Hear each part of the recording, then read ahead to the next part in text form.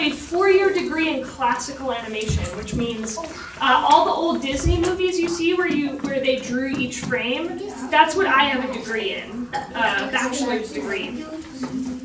It wasn't until I moved out and started working that I was like, oh, I love books. So my mom is a librarian, and I grew up reading a lot. Put your hand on your head if you like to read.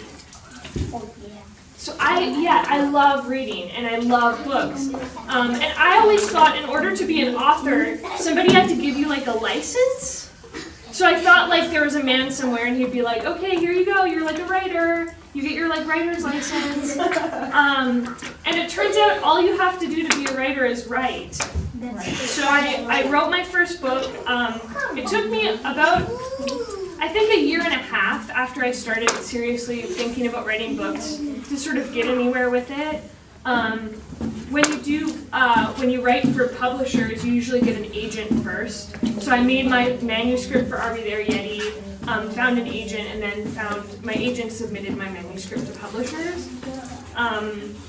Recently, I started, speaking of like learning new skills, I obviously do picture books because I like to draw, and recently I started writing a novel, which was very scary because I was like, oh, I don't know how to write. How am I supposed to write a novel? But it's, if you read and if you study, you can do anything if you just try, you know. My first draft of my novel was like terrible. It was so awful. But that's why you write and you rewrite.